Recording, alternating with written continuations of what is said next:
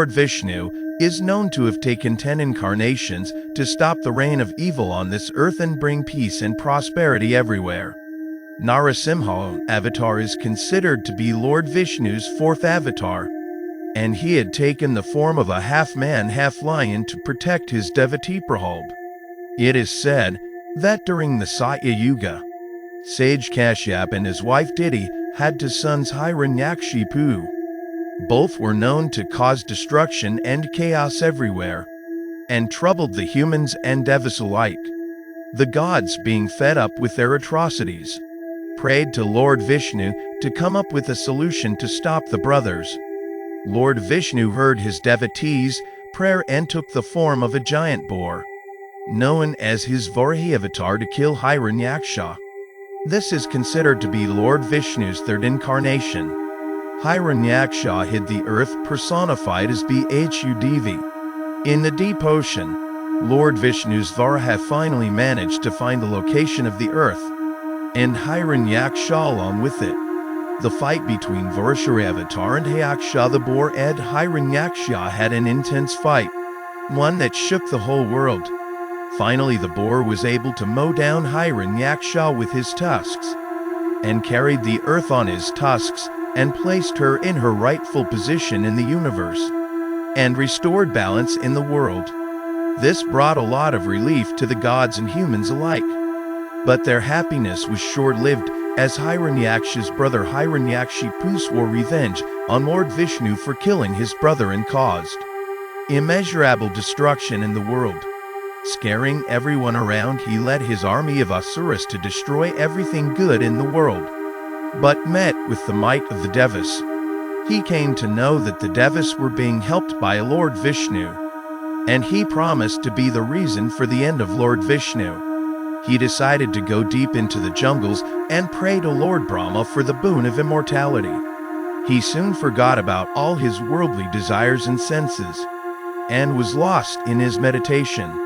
Lord Indra destroys Hiranyakshipu's army. Meanwhile, Lord Indra realized that the asuras were not being led by Hiranyakshipu. He thought this was the perfect opportunity to attack the asuras, as they were without the leader, and it would be easier to win the war between the devas and asuras.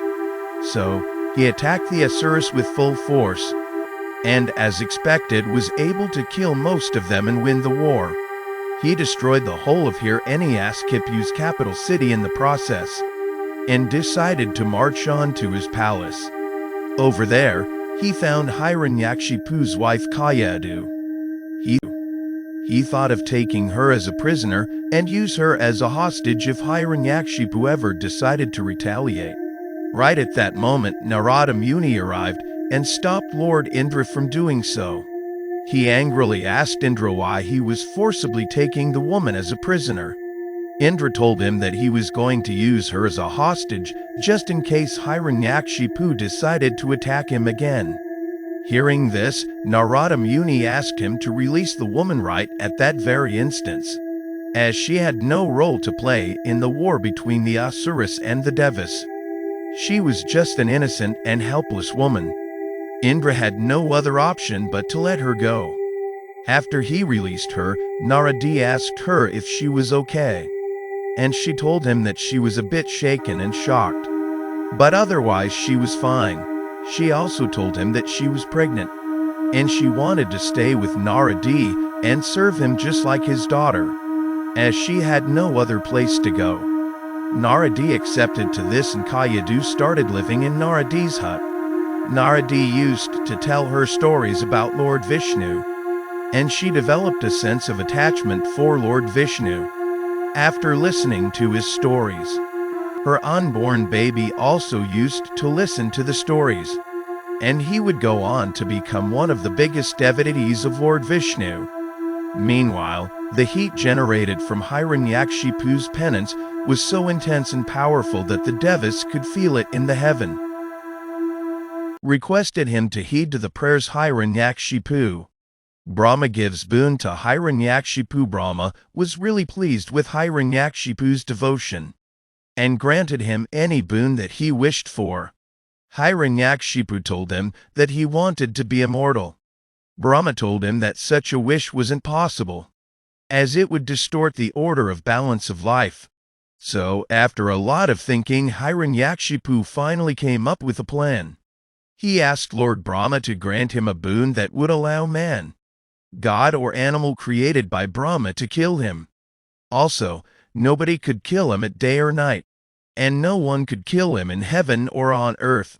Also, no one could kill him with a weapon, or kill him either inside or outside his house. After a lot of thinking, he finally decided to grant the boon to him. Overjoyed, he went back to his kingdom. Over there, he was really saddened to see the condition of his kingdom.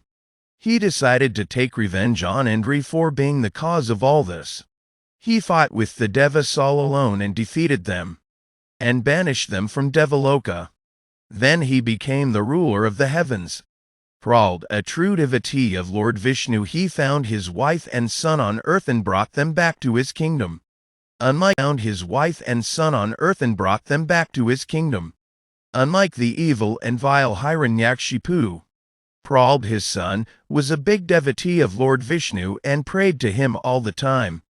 Once while talking to Prahlad, Hiranyakshipu was surprised to hear him sing the praises of Lord Vishnu. Furious, he punished Prahlad's teacher and asked him to keep an eye on him. With time, Hiranyakshipu got more and more furious at Prahlad for praying to Lord Vishnu. Finally, he couldn't take it anymore and asked his guards to kill Prahlad. The guards reluctantly agreed to kill him. But with each blow on Prahlad, their swords crumbled to pieces and Prahlad remained unharmed.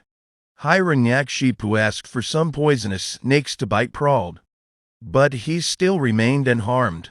He then let loose mad elephants at him, but the elephants did not attack him at all. He decided to call his sister Holikaya, and asked her to make him sit on her lap and burn him to his death.